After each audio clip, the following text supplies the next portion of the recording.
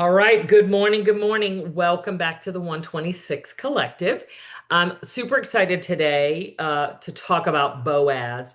And I think a lot of people are very familiar with the story of Ruth and Boaz. It even kind of makes it out of the traditional, maybe religious or church setting. A lot of people are familiar with the story and see it as sort of a great love story, and that it is. I don't want to take away from that at all. It is a beautiful love story, but it's so much more than that.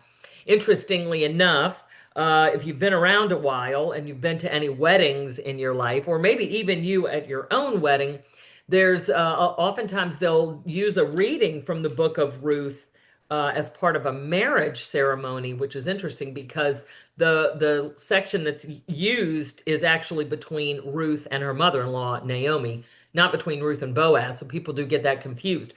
But what I wanted to do in looking at Boaz is look at him in terms of what he has to say to us through scripture about leadership. And so that's really where we're going to look at that today. And so in your handout, I talk about rethinking leadership through the lens of generosity. And I want you to think, and we're going to talk about this today, of generosity not as charity, but as strategy, because there's a big difference. There's a big difference. And we're going to talk about where that comes from and where it needs to come from. But bear with me as I weave through this story and help set the stage for you guys. So a lot of people think that leadership comes from accumulation, right? Leadership comes from when you have more money and more influence and more control and more people on your team and all of those things. But what Boaz proves to us is actually something very different. And that is the law of multiplication. And so tight hands shrink influence, as I say, but open hands can expand it. So when you think about yourself as a leader or anyone that you know that is a great leader, well, you'll often see that they truly believe that their resources and their resourcefulness all grow when they're shared. It's like love, right? It's one of those things that the more you give, the more you get. It's not like a pie. And so oftentimes we get caught up in thinking about resources. Tony Robbins says it's really never about resources. It's about resourcefulness. Resourcefulness. I watched that. I was with my four grandchildren this weekend for the Mother's Day weekend, and I watched these kids who would much rather, now they're 12, 6, 5, and 3, they would much rather just hand you the thing and you fix the thing or make the thing work or do whatever. And I told them all multiple times this weekend, you're focused on this thing, this resource, right? What I'm asking you to do is think for yourself. Figure out how to make it work or fix it. Now, if you can't, then we'll talk about it. But in the meantime, don't come to me and tell me that you can't do this thing because this thing isn't working. Be resourceful, figure it out. And so Boaz has all of these resources, but he is also very resourceful. So I want to set the stage for you. Ruth, by the way, the book of Ruth is in the Old Testament, very short, 4 chapters. It's probably just a couple of pages in your Bible. In my Bible, because I have to have a giant font to be able to see it, it's a few more pages. But ultimately, it's a very short book and absolutely worth your reading and diving into. So if you've been with me the last few sessions, we've been in the book where we've been, I'm sorry, in the time of the judges. This is before the kings are established, but the judges are essentially the ones that are ruling the land. So there's a famine, and so the this particular family, Elimelech and his wife Naomi, are sort of leave Bethlehem and go to Moab, and they take their 2 sons with them. Ultimately, the sons grow up, they get married, and then not only does Elimelech die, but his 2 sons die. So we're left with Naomi, a woman, and her 2 daughters-in-law. Now, if you know anything about the time of the ancient Israelites, a woman on her own, a widow, if you would understand this, they have no way to support themselves. They must be taken in by a family or remarry. And there's a lot of rules that went along with that. But here we find in a foreign land, Naomi and her two daughters-in-law. So she realizes, Naomi, that she has to go back to Bethlehem, back to her people. And she begs her daughters-in-law to leave and go back to their own family in the hopes that they can find some support there. One of them, Orpha, decides to go, but Ruth says, I will not leave. I will go with you to your father's land. Now that's a huge thing because as now, whereas Naomi was an immigrant into the land of the Moabites, now Ruth, who was a Moabite, is going to be an immigrant, a foreigner in the land of the Israelites. And so it's a big deal. So what's even a bigger deal is that Ruth says, I will take your family to be my family and your God to be my God. That was huge. That was huge. And so there are going to be some very serious expectations and responsibilities that will be placed on Naomi as she takes on the the land of the Israelites and the God of the Israelites. So here comes Naomi and Ruth in back into Bethlehem, trying to find a way to be protected and taken care of. So that's kind of where we're going to start. And I'm going to dive into some of this. So the reading today, I use the ESV version, and I'll go ahead and share my screen. Let me see if I can get this. I noticed that that Google Drive has made some changes. I don't know if you guys have noticed that to like when you try to open a document, it opens very differently now. So let me see if I can get this to not look like something silly. Oh, I'll let somebody else pop into the room as well.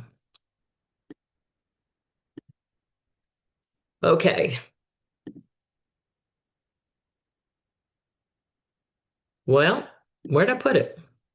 Downloads. Here we go. All right, so I'm going to go ahead and share my screen so you guys can see this. All right. So this is going to be from chapter 2, verses 8 through 12. Then Boaz said to Ruth, now listen, my daughter, do not go to glean in another field or leave this one, but keep close to my young women. Let your eyes be on the field that they are reaping, and go after them. Have I not charged the young men not to touch you? And when you are thirsty, go to the vessels and drink what the young men have drawn.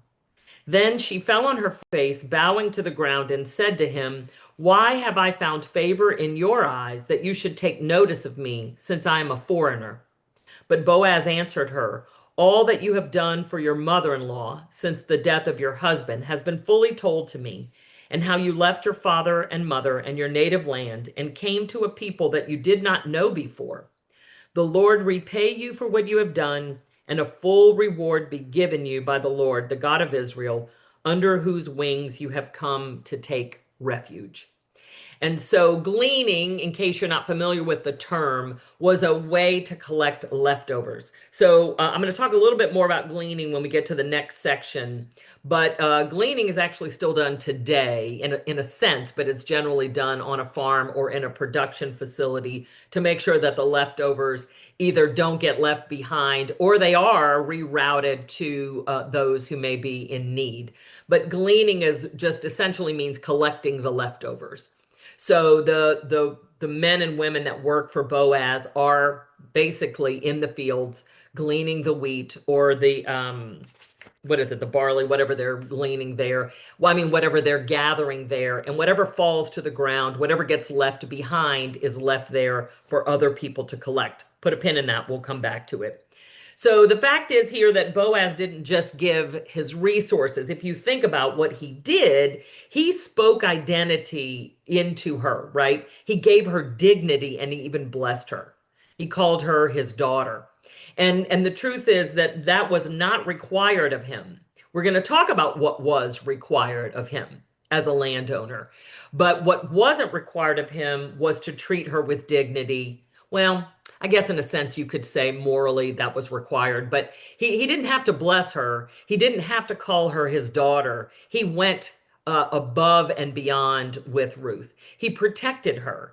he tells her, and he tells the men that work for him, leave her alone. Don't bother her. She's young. We can only assume that perhaps as a young woman she might be attractive to some of the men, but he tells the guys to leave her alone. Don't mess with her. So he truly spoke value over her.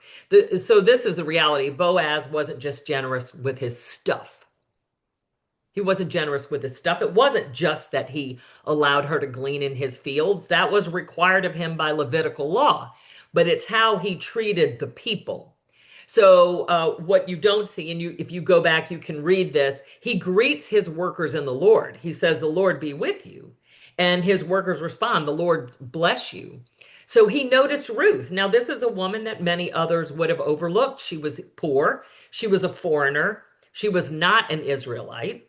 She was a Moabite, so she would have the gods of her youth would have been false foreign gods. And so she would have easily been overlooked as a young widow in a foreign land. He ensured that she would be safe. He gave her the water. Those things weren't required. He could have insisted that she gather her own. And he honored her story, who she was, because he had heard about what she had given up to stay with Naomi. So here's the truth. Generous leaders anticipate needs. They don't wait to be asked. So I just want you to think on some of these questions for a moment.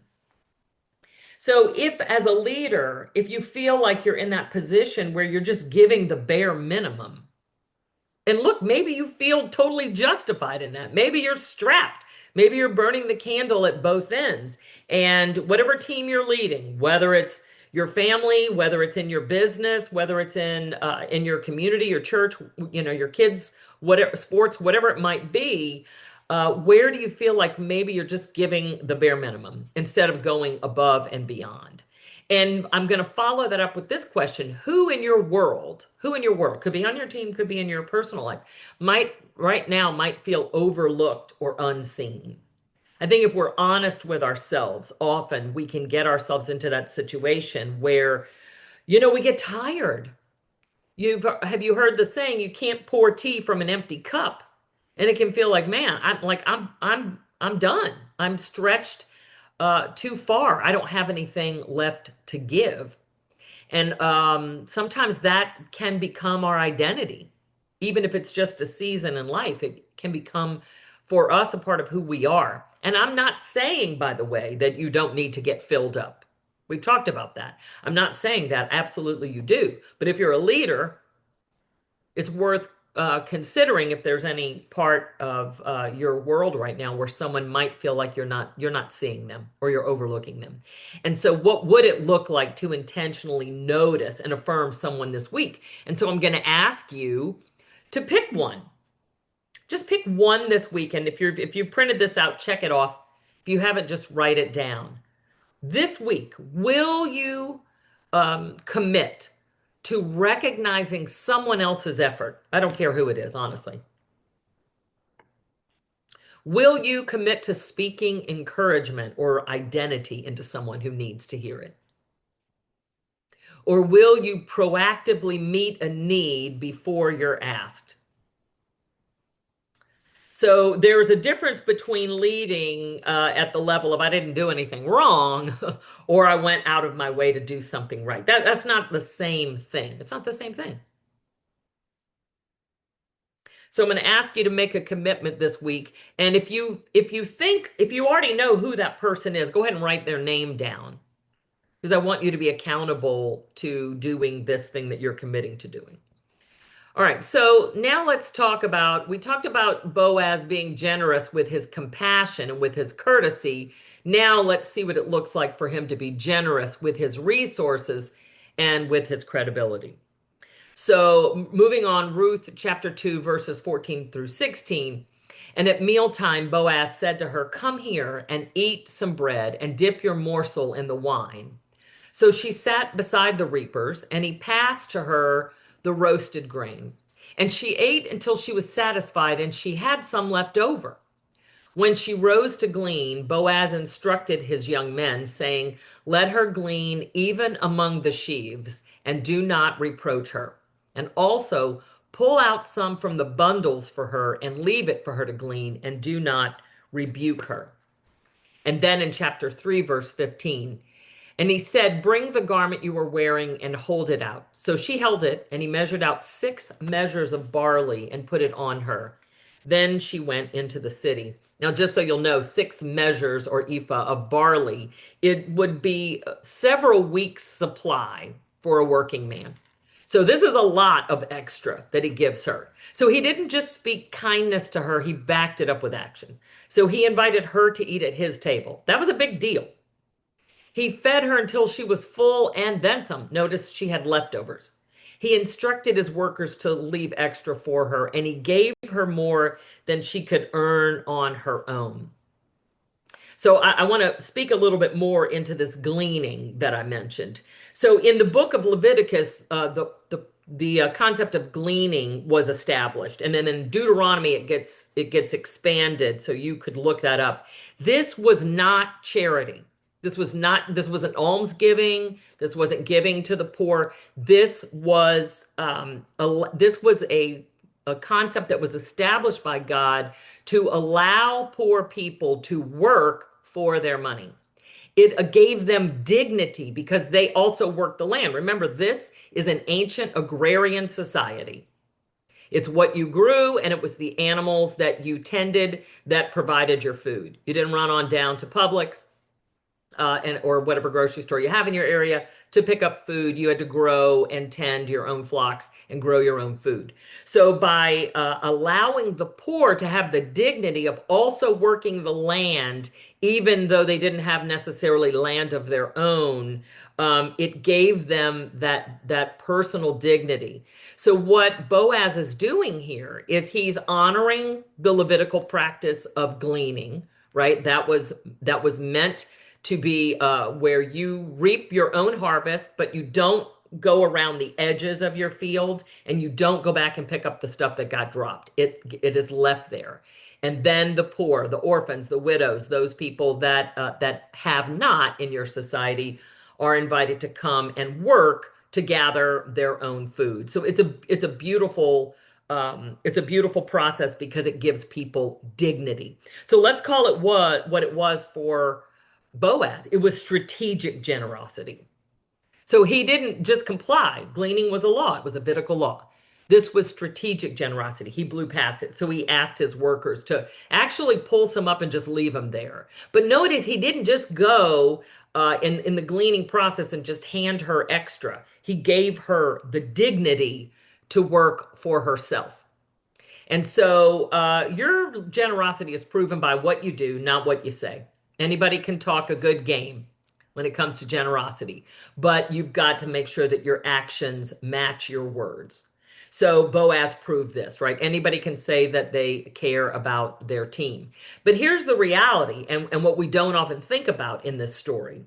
Imagine what all of those other men and women who actually worked for Boaz, imagine what they thought when they saw how generous he was with this foreigner, this immigrant, this widow, right? This woman that the rest of the town would have likely overlooked. It's probably likely that the women who were working for Boaz probably took one look at her and thought, yeah, we know what she's after. It's probably very likely that the guys looked at her and maybe said, you know, who is this that he's giving this extra to? What's going on here? But instead, they watch Boaz. And so they can really see that he's now backing up who he is, right? Remember I said when he met them, he blessed them in the name of the Lord. They blessed him in return. Now they see that his actions are matching his words, and not even that, they're exceeding it. So the question is, you know, what would the scoreboard say in your team? If your team evaluated your generosity based on just on your actions, what would they say about you? And secondly, where are you maybe you're currently operating at minimum requirement versus maximum impact?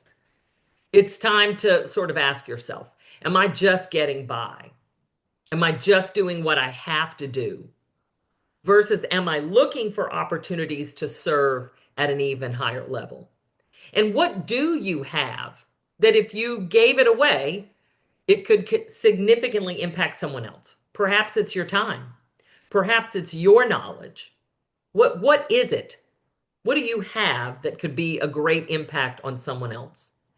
As a leader, part of your obligation, I think, but more importantly, part of your opportunity is to truly have an impact on other people's lives, whether it's your team, your clients, or any organization in which you're a leader, even your family, that you give what you've learned to other people.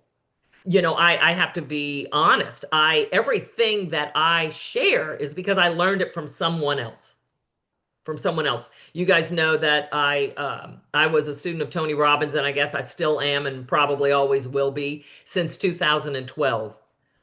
All the good stuff I know about coaching, I got from Tony, and I will continue to share that with as many people as I can. I've been with the John Maxwell team since 2019, and I'm constantly learning and growing through my work with the John Maxwell team. I want to share those things. My own faith journey, which is only several years old in its current capacity, I'm learning every day, studying this ancient text and learning what it has to say. Well, and I've told you guys this before, we got to first look, what did it say to them then? What was the message to the people that the words were originally written to? We got to figure that out first. We got to get the context. Then we can say, what does it have to say to all people, all times? The reason this book is the best-selling book of all times, and the reason that it is known the world over, and why people continue to study it, myself included, every single day, is because it has a message for all people of all times. And then thirdly, I can say, okay, what does it have to say to me right now? And so that's certainly what we're focused on in the 126 Collective. What does this have to say to me right now? But everything that I'm learning, I want to share with someone else. It's why I am so excited about doing this work, because we're only a few books in, and I think we've learned some incredible lessons. So what is it that you have that could significantly impact someone else? I hope that you will think about that and make a commitment. So we're going to look next at Boaz's generosity with his commitment. So fast forwarding in the story, they've now harvested all of the crops. And so that barley gets threshed, and that's when the kernel falls out and the chaff blows away. Total lesson in its own. But once that's happened, someone has to stay and guard the grain. Why? Because now it's ready to be used. And of course, it could be stolen. So Boaz is the one sleeping on the floor to guard the grain. He certainly didn't have to do that, but that's the kind of leader that he was. And so what happens is that Ruth, at the urging of her mother-in-law, goes in once he's feasted, had his eat, and maybe a little bit of wine, and gone in and he's gone to sleep, and she uncovers his feet and lays down at his feet. Now, for those of us today, we're like, what is that? What is that? But that essentially amounted to Ruth proposing to Boaz. Essentially, this woman is proposing to this man. She's proposing marriage. And so there's no hanky-panky going on here. Don't think that uncovering his feet is some euphemism, because it was an ancient practice. And so Boaz is now faced with a large decision. It's a big one, because if he takes her as his wife, he also has to take her mother-in-law. And the other thing that he has to do is do his darndest to give her a son. And when she has that son, the son takes on the name of, as his father, her deceased husband. So essentially, going back to Elimelech, if Boaz bears a son with Ruth, that son becomes the line of Elimelech. Now it gets super complicated, and I don't have time to go into all the details, but essentially that means during the year of Jubilee, that son could take back the land that Boaz is now going to purchase, which comes with Naomi and Ruth. So it's a really big deal. It's not just this older man getting this young wife. He's taking on the financial responsibility of the mother-in-law, Naomi. He has to purchase the land, redeem the land that belonged to Elimelech. He'll have to work that land. And then he will have to, hopefully bear a son for a man that is deceased. Subsequent children, can be their children, but he has to carry on the name. So it's a big deal. It's a big deal financially, and it's an even bigger deal socially. But this is what he says to her in Ruth chapter 3, verses 10 through 13. And he said, "May you be blessed by the Lord, my daughter. You have made this last kindness greater than the first, in that you have not gone after young men, whether poor or rich. And now, my daughter, do not fear. I will do for you all that you ask, for all my fellow townsmen know that you are a worthy woman. And now it is true that I am a redeemer, yet there is a redeemer nearer than I. Remain tonight, and in the morning, if he will redeem you, good, let him do it. But if he is not willing to redeem you, then as the Lord lives, I will redeem you. Lie down until the morning." And so what he sees is that her worthiness, she could have, as a young widow, she could have gone and found a young husband. But that's how we know there must be quite an age gap here. But he sees that that she is a righteous person. And he's flattered by that, of course. And he wants to do for her what she asks of him. But he also knows that there is one family member, what they would call a kinsman redeemer, that is closer in family than Boaz himself is. Boaz is a more distant relative. And so, being the honorable, great leader that he is, Boaz does the right thing. And the next day, he calls the town elders and this other redeemer, and he has all of these witnesses as he tells the guy, this is the story, and this is the land that you can redeem. Now, initially, the guy says yes, because he thinks financially, I'm going to get this land. But when he finds out it comes with a wife and a mother-in-law, deals are off. Deals are off. Now, we don't know exactly why. We can interpret, though, that it's most likely because he says, I'm afraid that it will endanger my own estate, meaning probably already has a wife and children, and he's probably done the work to create his own wealth. In the year of Jubilee, which happened every 7 years, was it 7 or 7 times 7? 49 years. It's one of those two. I should have looked that up. But during the year of Jubilee, all the land goes back. All the debt is forgiven, and the prisoners are released. So there's a wait. Somebody's putting something in the chat. Oh, I thought you were helping me with my my year of Jubilee. But anyway, that will all go back, and so now he could have his own land that could end up in the hands of a different family. So rightfully so. I don't blame the guy, but he said no. So Boaz says in chapter 4, verses 9 through 10, then Boaz said to the elders and all the people, you are witnesses this day that I've bought from the hand of Naomi all that belonged to Elimelech and all that belonged to Chilion and Mahlon. Those were the two sons that have died. Also Ruth, the Moabite, the widow of Mahlon, I have bought to be my wife, to perpetuate the name of the dead in his inheritance, that the name of the dead may not be cut off from among his brothers and from the gate of his native place. You are witnesses this day. So here's Boaz. He didn't stop at kindness. He stepped into this responsibility. He honored Ruth publicly. Again, didn't have to do that. He made a commitment to her future. He took responsibility in front of all of these witnesses, and he used his influence, his resources, his wealth, and his reputation to restore what was lost to essentially to Naomi's family and lineage. So this is Boaz leveraging his position for someone else's restoration. This is the truth about leadership. Leadership is often costly. It's costly. It's not easy. It's not convenient. If it was, everybody would do it. But here's the truth. Generous leaders take ownership, not just interest. Boaz took responsibility for the outcome of this. So, there's a difference between being a nice person. You should be a nice person. You should be a nice leader. Being generous. You should be generous. You should share. You should give. You should do all of those things. Um, but commitment is something completely different.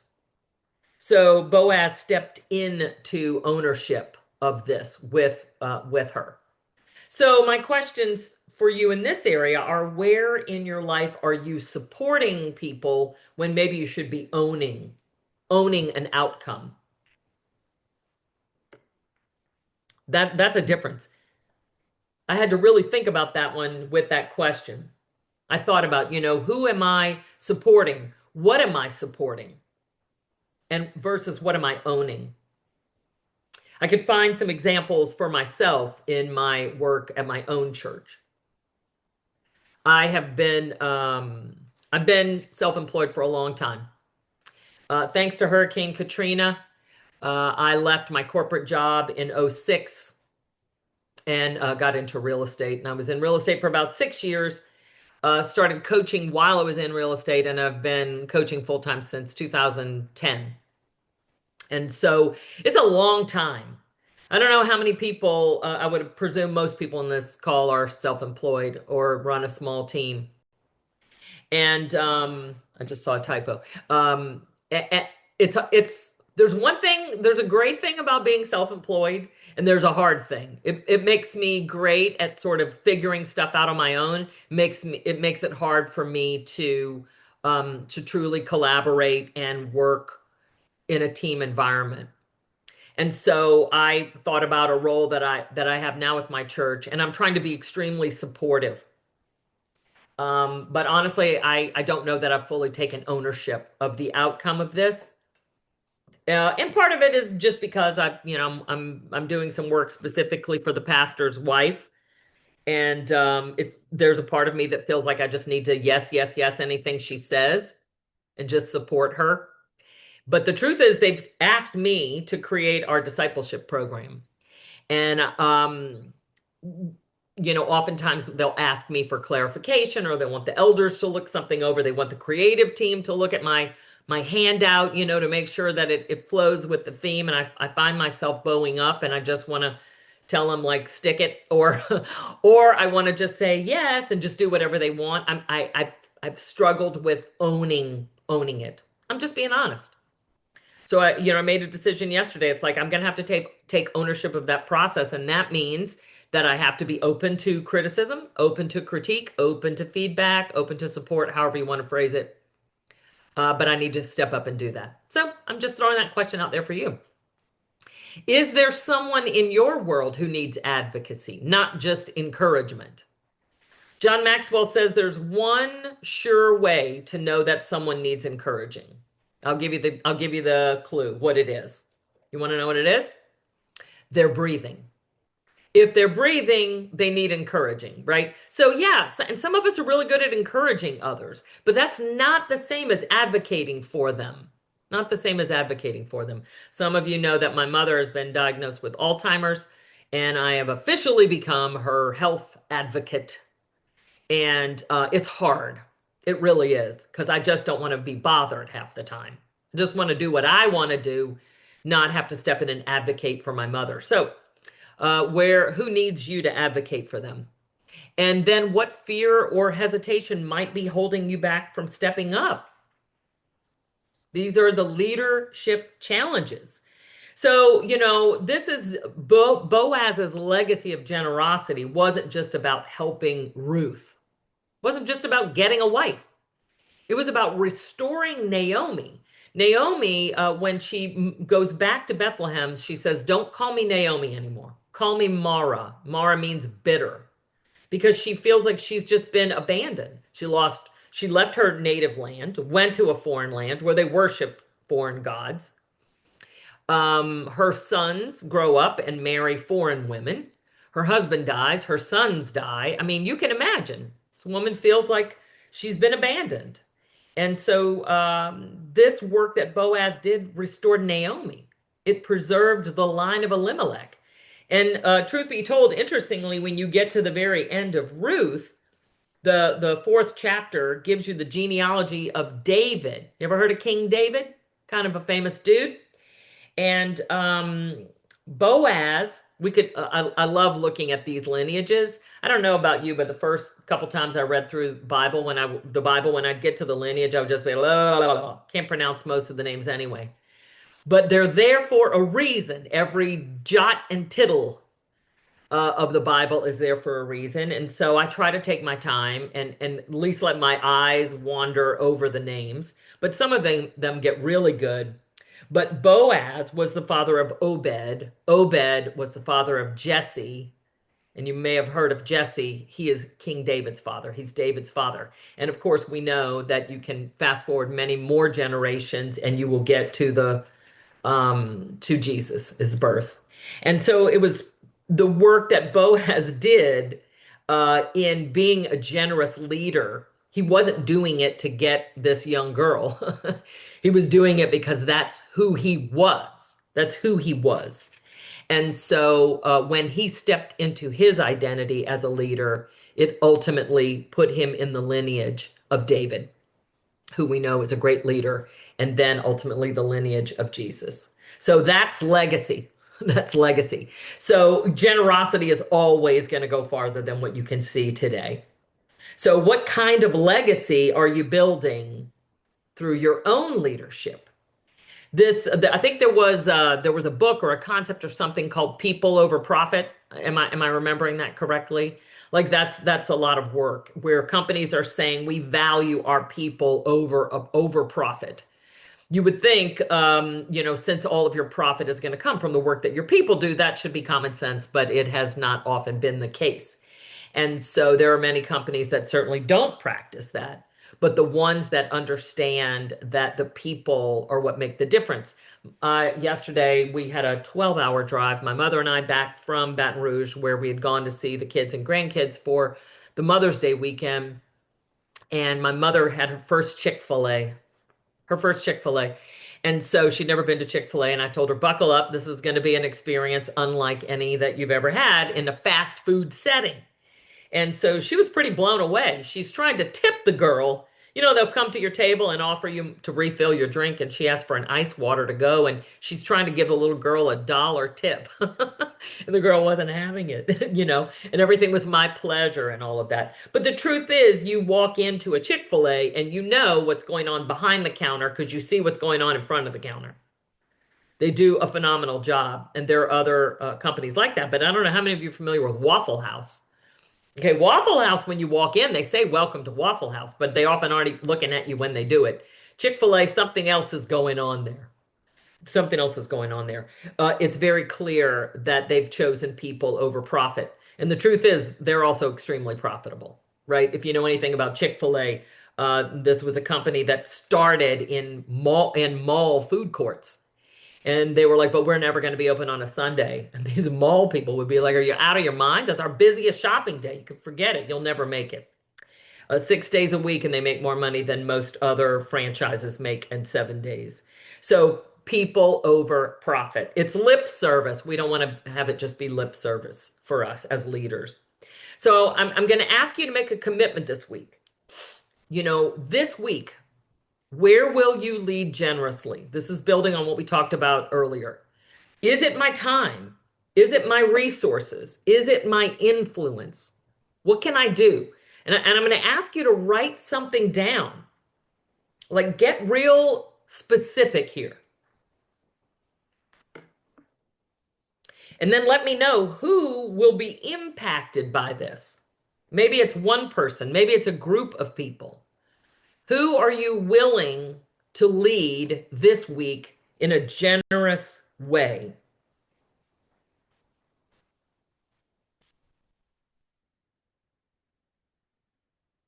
If you don't currently have a team, but you work in a setting where there are other people who do what you do, maybe you just agree to take somebody to lunch and mentor them about something. Maybe you've seen someone in your environment, maybe at work, where you think they have some great qualities and you can just speak some encouragement into them.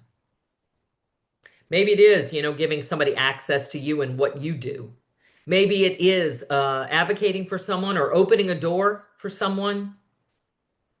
I want us all to experience the benefit that Boaz got by being generous, by putting his money where his mouth is, as they say, by backing up his words with his actions.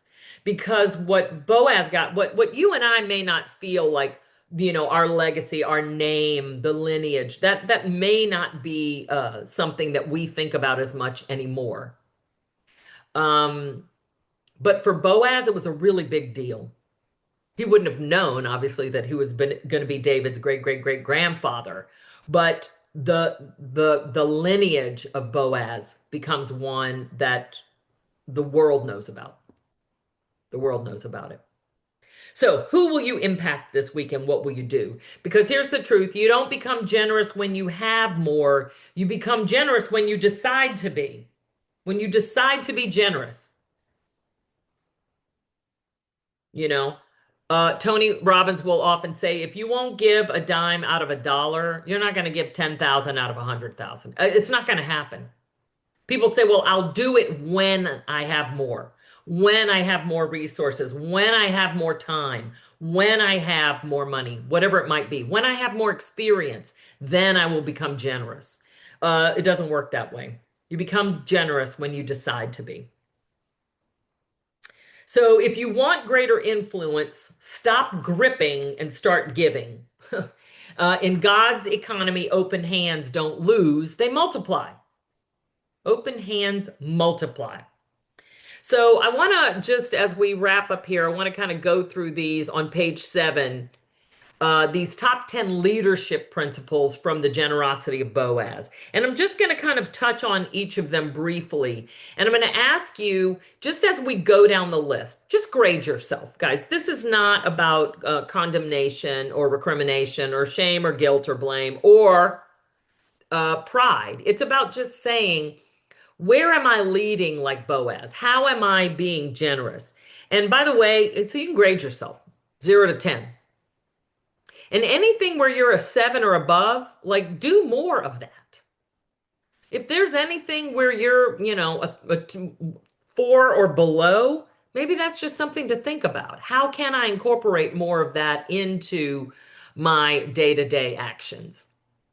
So number 1 is leaders back up their values with action, right? So we all can probably, I do an exercise with my clients. I use these cards. I have a list in the Google Drive I could share with anybody, but these cards came from, some of you know that little symbol there, that is from The One Thing, which was a book written by Gary Keller and Jay Papasan. It's become a very, very well-known business and leadership book because it talks about what is the one thing I need to do in each area of my life to set myself up for success. Anyway, you can see how thick that deck of cards is, but these are values. And so when I'm working, a lot of times if I'm working with a couple, I'll have them each take this and do this exercise. If not, I have printed lists that you can go through, and I'll have them identify their top 3 to 5 values. So if you don't know what your top 3 to 5 business values are, let me know. I'll put that list in there for you. If you don't know what your top 3 to 5 values for your personal life are, figure those out because they're often different. But it's pretty easy to identify what we value. Even without a list of words or a deck of cards, you could probably figure it out. You could probably figure out what your values are. Where are you backing up your values with action? How are you living out your values? I do this work a lot of times with clients when we look at how their values show up in their business. It's a great way, by the way, total side note, to help you build your value proposition.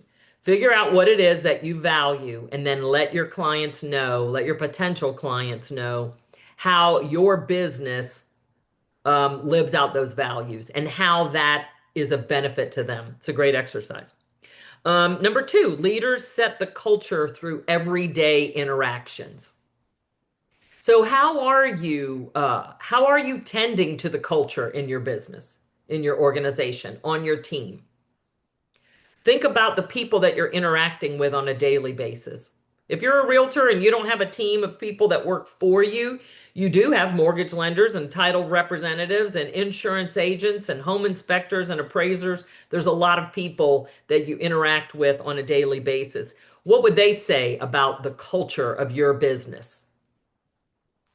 Number three, leaders see value in overlooked people. Boy, that's a tough one for us.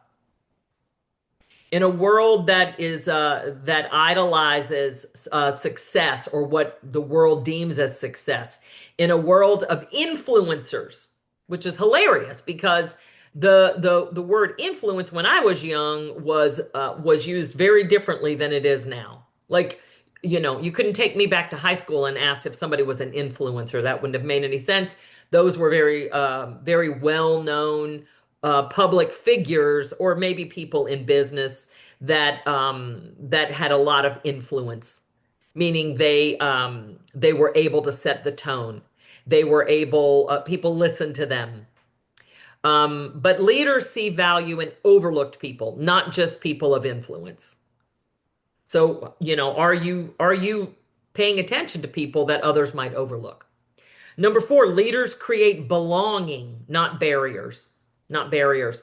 So, are you creating an environment with your team that where people feel like they do belong, where they feel like they have a place at your table? Are you making room for other people to thrive? Number five, leaders lead with generosity, not minimum effort. If you find yourself in a place right now in your business or in any area where you're leading, where you are stretched so thin that all you can do is give it the minimum effort, it's time to get some help. Find a mentor, find a coach, find someone who can help you work your way through that. Because sometimes what you need is leverage, and that leverage doesn't necessarily mean people. It means you need some better systems. Maybe it means you need a better calendar management. You need to manage what you're doing with your time.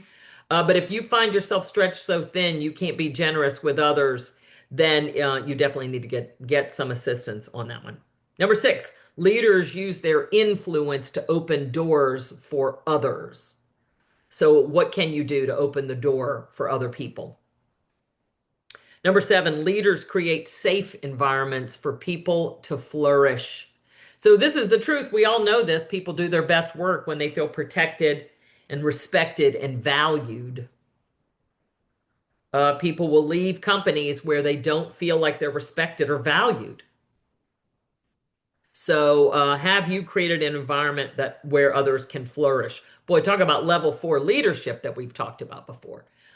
Pouring into your people so that they can become successful will ultimately help you become more successful.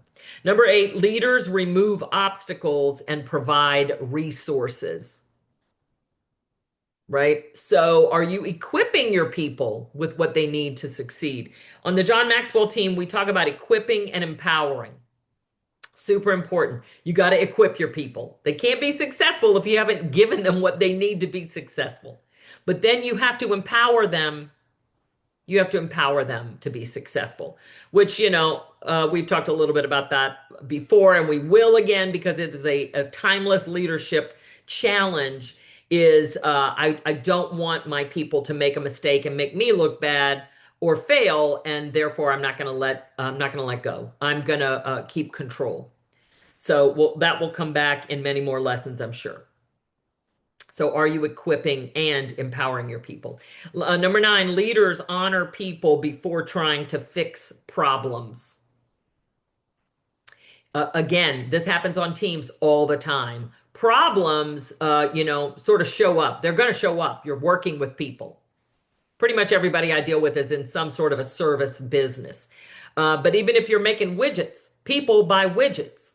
And so people got to make the widgets and then other people buy the widgets. Some people service the widgets. It's all about the people. So do you treat your team with dignity, empathy, and understanding? Do you honor the people, or do you just see everybody as a problem to be solved? And lastly, but certainly not leastly, I don't think that's a word. leaders take responsibility to bring restoration. So Boaz moved beyond compassion. Anybody could have had compassion for Ruth. Certainly the first time I read the story, I had compassion for the woman. I can't even imagine, it would have been a lot easier for her to go back to her family. Hopefully, they would have taken her back. And at least she would have had a roof over her head and hopefully some safety and security until maybe she found another husband. But compassion is not enough. Boaz took courageous responsibility for her and for her future and changed the world as we know it, honestly. Yeah. So, just sort of see where am I in these areas? Where I'm at like 7 and above. I mean, honestly, let's give ourselves a little pat on the back. I'll allow that. Do more of that. Where you feel like maybe you're not where you need to be, just look for one small thing you can do this week. Just one small thing you can do this week to start stepping forward. This is you know, these stories continue to blow my mind. Like I remember a friend of mine told me, she said, it's another book. And she said, oh, now that you're reading that book, you'll never study another book. Now, this was in a false religion that I was dabbling in at one point. And at the time, I thought, well, that's a pretty bold claim. But in a sense, she was right. There's never another book like that I will study again. This book has everything I need. If I never read another book, now I read lots of books. I love books. But this one I can come back to time and time again. And these 4 short chapters, whether it's 2 or 4 pages in your Bible, I promise you, we could teach this story from a dozen different angles and never get to the bottom of it. Never get to the bottom of it. It has something to say. One of the things that's been most exciting to me about the Old Testament is just is reading what that text has to say. It's so easy to dismiss it. You've heard the complaints. Maybe you yourself have questioned. What about genocide? What does the Bible say about that? Or what does it say about women and all those things? If you read this at a surface level, you might get the wrong idea. You might get the wrong idea. But if you take these pages and go deeper and deeper, and there's so many resources out there now of scholars that have studied, of people that know the ancient languages and can teach you more. But when you really get the context, what I said before, what did it mean to them then? What did it mean to them then? I'm doing a study right now on the 10 Commandments with the Bible Project. Phenomenal work. If you aren't familiar with the Bible Project, check it out. You can listen to the podcast each week, and then they do these great videos that sort of explain the concept. But the 10 Commandments can feel like a checklist to people. And then the 613 Levitical laws can feel like this is insanity. But this was a group of people that for 400 years had been slaves. They didn't know how to live. They didn't know how to build a society, much less a culture. They didn't know how to run a government. That's what this is all about. But just diving a little bit deeper. So when you think about the story of Ruth and Naomi and Boaz and even Orpha, which we could do a whole lesson on her and what that's about. When you think about what that society was like and what this meant, there's so much opportunity for each and every one of us to learn and to grow. And I hope that you will take the time to go and read it. It's such a short book. It's an easy one to read. It's like Samson that we talked about a couple of weeks ago. It's easy to have a once and done with Samson. And it's a much richer story than that. Yeah, Eric says it's a living book. You can read it over and over again and glean. See, that word got translated into 21st century. Glean something new with each reading. Absolutely. Absolutely. Yeah. And Danielle said the lineage blows my mind. The lineage is unbelievable, especially if you even go back to where it starts here with Perez and where Perez came from. Do a little research there.